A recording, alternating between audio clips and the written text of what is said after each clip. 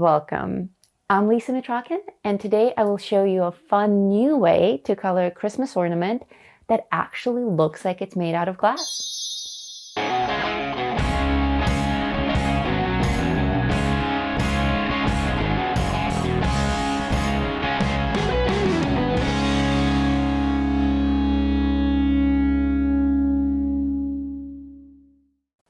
The page that we're working with is a very special Christmas page that I drew just for you. It is, of course, a free gift in my community, so all you have to do is sign into Tom if you're already a member. I never know where the links are. Somewhere here on this page, there's a link appearing. Follow the link, join Tom, and collect this gift page. Also, if you are a patron, every tier on Patreon this Christmas got a different version of this coloring page. There is a grayscale version and a partially colored version, and some tiers even got the original digital oil painting that I did that I later based the page on. So it's madness. There are so many versions of this page, but the very basic line version of it is a free gift for anyone in my community. So go grab it and let's color this Christmas ornament together. So because we're only working on this one shiny red ornament today, I already did the background and the tree. We will do the background together during this super special Christmas live stream, which we're doing on my birthday this year, so stay tuned for that. But today is the shiny ornament. First thing you'll need is toned paper. Of course, everything that I teach you guys can be done on white paper or any other kind of paper, but I highly recommend that for this one, you go with toned. And specifically warm toned, so tan, any type of brown or orange or cream, pink even, something in the warm tones. As always, I'm starting with white charcoal, which is why we use tan tone paper to begin with. On tan tone paper, the white highlights are really obvious, so what I like to do is to have that background color already there. And then all that's left to do is to put the little white highlights, and I know exactly where the lightest areas will be. It saves me a lot of time. Try it out. Now that we have the white highlights, the second step is to add our red color. This is going to be a red ornament, so obviously if you're planning to do a blue or a green or whatever other color, just go with that color. But I'm doing red, so a solid red, pretty evenly colored all over. I'm only leaving the white areas white, and I'm not worried about gradients or shading or anything. It is important that the red pencil layer is a solid layer though, so maybe you even need multiple layers. Just not sloppy shading, not fast shading, but really you want a thick layer of pencil there. I'm using wax pencils. I'm working with Black Widows.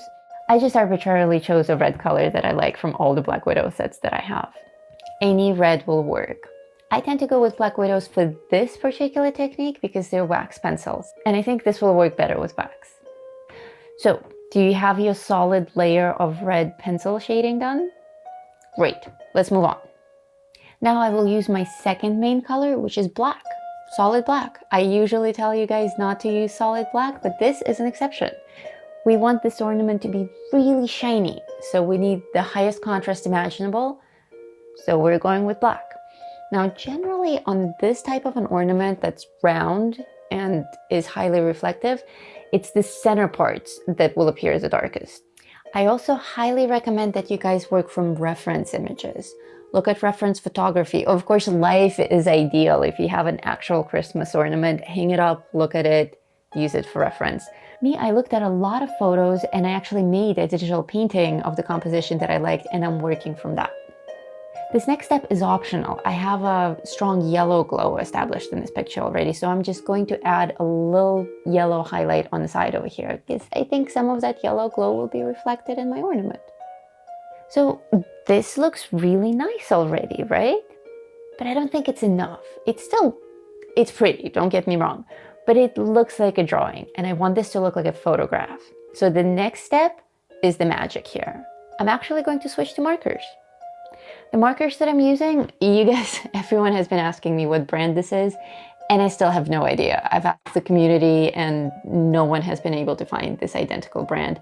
But there are brush markers that are very similar to this that you can find on Amazon and in other places. So using this solid red brush marker, I'm covering everything pretty evenly over my pencil coloring.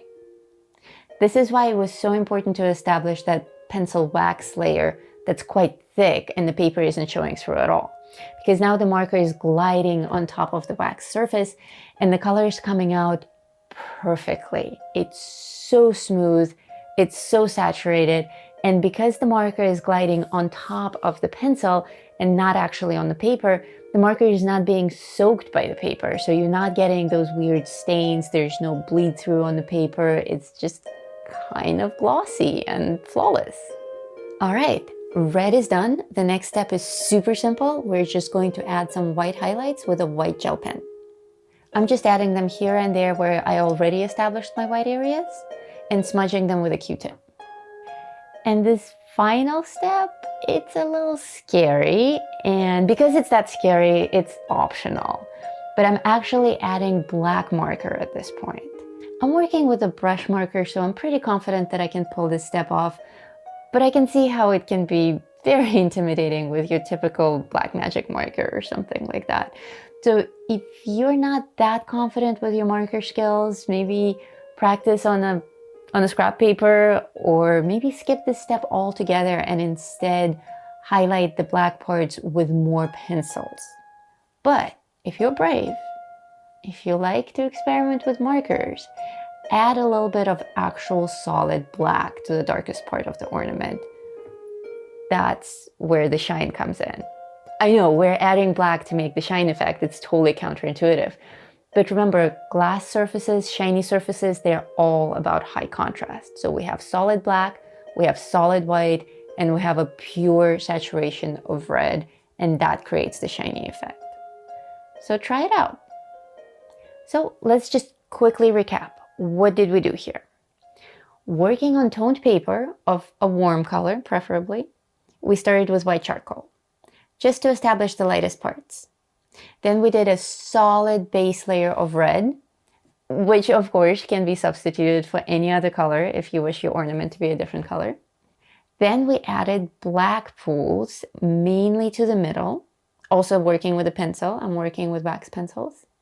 Once that was done, we did a full wash with a red marker, which created a pure saturation of red and already started to make the ornament look glossy, because now we can't see the paper texture. It doesn't look like a drawing. It now is starting to look like glass.